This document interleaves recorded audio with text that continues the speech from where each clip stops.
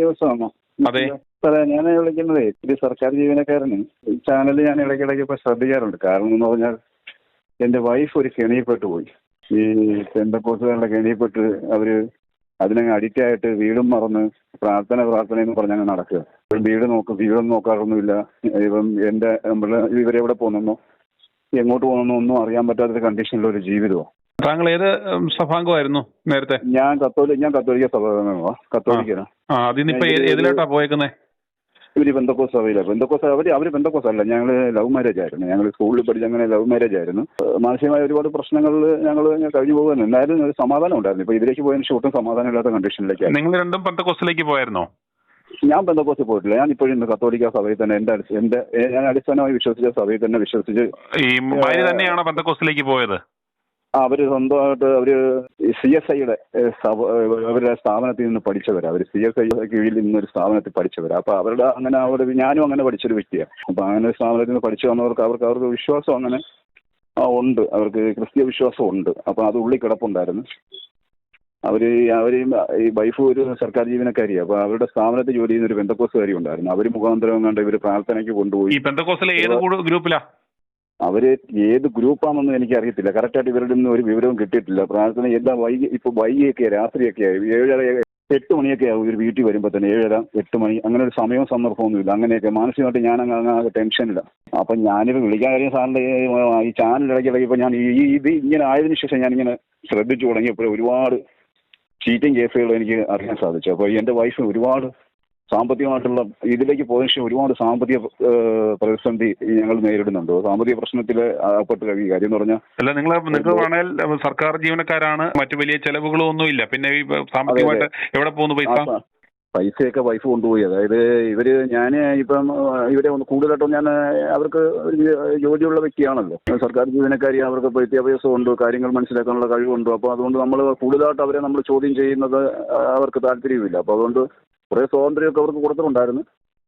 അപ്പോൾ അത് അവർ കാര്യമായി മിസ്യൂസ് ചെയ്തു. അപ്പോൾ അങ്ങനെ ഒരു സാമ്പത്തിക പ്രതിസന്ധി കൂടുതലായിട്ട് വന്നു ചേർന്നു. നല്ലൊരു വീട് പോലും വെച്ചിട്ടില്ല. വീട് മൊത്തം നശിച്ച് കിടക്കുക. യുവമാർ കൊണ്ടുപോയി പൈസ. ഏതാണ്ട് ഞാൻ ലോൺ എടുത്ത് കൊടുത്ത ഒരു 10-25 ലക്ഷം രൂപ അത് കൊണ്ടുചെന്ന് ആർക്കോ കൊണ്ട് കൊടുത്തു. പിന്നെ ഇവർ നാഷണൽ ഹൈവേയുടെ ഇവർക്കൊരു റോഡ് സൈഡിൽ ഒരു വീടുണ്ടായിരുന്നു. ഈ ദേശീയപാത വികസനത്തിന്റെ ഭാഗമായിട്ട് അവരുടെ ഒരു വസ്തു ഹൈവേ എടുത്തിട്ടുണ്ടായിരുന്നു 2.5 സെന്റ്. അതിന്റെ പേരിൽ ഒരു 10-27 ലക്ഷം രൂപ കിട്ടി. കൊടുത്തോ? യുവമാര് കൊണ്ടുപോയിരിക്കും. ഇതെല്ലാം ഏതാണ്ട് ഒരു 10-40 ലക്ഷം രൂപ ഇവർ സൂയിസൈഡ് ചെയ്യാനൊക്കെ ഒരു ശ്രമമൊക്കെ ഉണ്ടായിരുന്നു. അപ്പൊ അങ്ങനെ ഇവർ കടമൊക്കെ വന്നിട്ട് അതെല്ലാം ഞാൻ പിന്നെ ഈ പൈസ എവിടേക്ക് പോയെന്ന് പറയുന്നില്ലേ? പൈസ എവിടേക്ക് പോയെന്ന് പറയുന്നില്ല. കൃത്യമായിട്ട് ഒരു ലേഡിയുടെ കാര്യം മാത്രമേ പറയുന്നുള്ളൂ. ആ സ്ത്രീ കുറെ പൈസ കൊണ്ടുപോയിട്ടുണ്ടെന്നാണ് പറയുന്നത്. പക്ഷെ അവരും പെന്തക്കോസുകാരിയാണ്.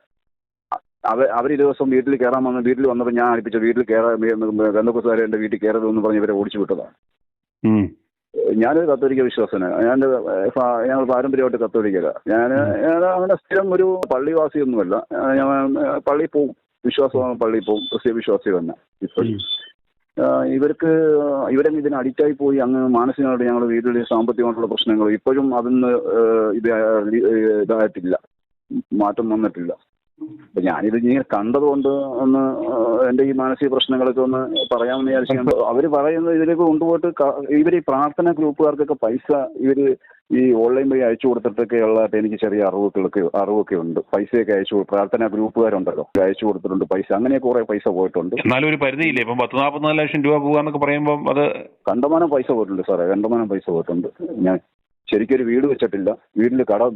പണ്ടൊരു വീട് വെച്ചതിന്റെ കടങ്ങളൊന്നും ഇല്ലായിരുന്നു. മക്കളെ ആരെയും കെട്ടിച്ചിട്ടില്ല. മറ്റ് പിന്നെ സഹോദരങ്ങൾക്ക് ഒന്നും കൊടുത്തിട്ടൊന്നുമില്ല.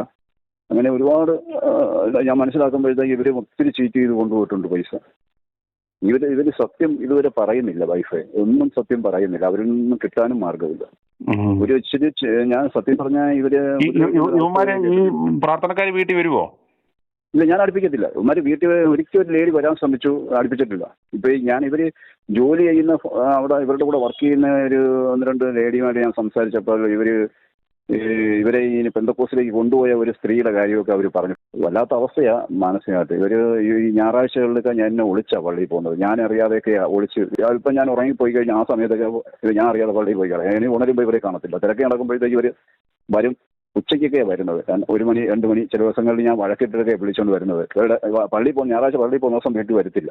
അതായത് അമ്മയെടുത്ത് അവിടെ കൂടും. പക്ഷെ ഇവരൊരു ഹിന്ദു വിശ്വാസിയായിരുന്നു. ഞാൻ അങ്ങനെ സ്നേഹിച്ച് കല്യാണം കഴിച്ചതുകൊണ്ട് നമ്മുടെ വിശ്വാസത്തിലേക്ക് വന്നതാണ് ശരിക്കും. ഞാനിവരെ അങ്ങനെ മാമോദിസ ഒന്നും മുക്കിയിട്ടൊന്നും ഇല്ലായിരുന്നു. എനിക്ക് അങ്ങനെ മതപരമായി ഇവരെ ഒരു മതത്തിൽ ഉറപ്പിച്ച് നിർത്തി താല്പര്യമില്ലായിരുന്നു. പക്ഷെ അതൊരു വിഡിത്തരമായി പോയെന്ന് ഇപ്പം എനിക്ക് തോന്നുന്നു. ഒന്ന് പറയാൻ വേണ്ടി വിളിച്ചെന്നേ ഉള്ളൂ. i2i News, an eye for truth. i2i News subscribe ചെയ്തിട്ടില്ലാത്തവർ ഇപ്പോൾ തന്നെ സബ്സ്ക്രൈബ് ചെയ്യുക. നോട്ടിഫിക്കേഷൻ ലഭിക്കുവാൻ ബെൽ ബട്ടണും അമർത്തുക.